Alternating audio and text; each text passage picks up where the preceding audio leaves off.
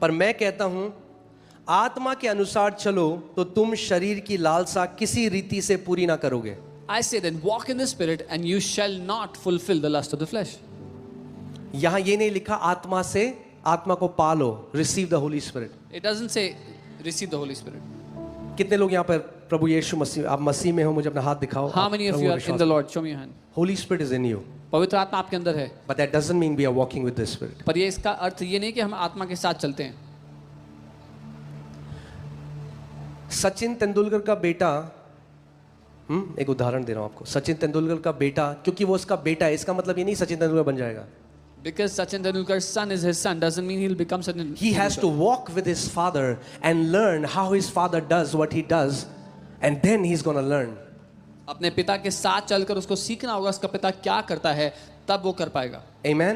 You have to walk with the Spirit. आपको आत्मा के साथ आपको चलना है. आत्मा के साथ, यानी आप एक जगह बैठे नहीं रह सकते. you can't- अगर आप किसी के साथ चलते हो When you तो walk आप with someone- you have to match their pace. आपको उनकी तेजी के साथ मिलाना होगा अपनी तेजी आपको को. उनके साथ चलना है, वो आपको कहीं ले जा रहे हैं, आप चलते चलते उनके साथ वहां डेस्टिनेशन में पहुंच जाओगे. The Spirit is always taking you somewhere. It's never stuck at one place. परमेश्वर का आत्मा हमेशा आपकी अगुवाई किसी स्थान पर कर रहा है, वो कभी एक जगह रुका नहीं रहता. Amen. Walk in the Spirit and you will not gratify the longings of the flesh. आत्मा के अनुसार चलो तो तुम शरीर की लालसाओं को किसी रीति से पूरा नहीं करोगे. The longings of the flesh are not sin. शरीर की लालसाएं पाप नहीं है. They can become sin if you let them run wild. वो पाप बन सकती हैं अगर आप उसको जंगली रूप से छोड़ दो. प्रभु यीशु मसीह ने कहा, This body was not made for food. Lord Jesus sir, ये शरीर खाने के लिए नहीं बनाया गया था. पढ़ा आपने बाइबल में कभी? This body wasn't made for food. ये शरीर Neither food खाने for के this लिए body. ना ही खाना इस शरीर के लिए. And the Bible says God is going to destroy both. और बाइबल कहती है परमेश्वर दोनों को नाश कर God is going to destroy this body. परमेश्वर शरीर को नाश कर देगा. कई लोग कह रहे हैं क्या? Yes, जिससे पहले नया देगा ये. Before he gives you a new body.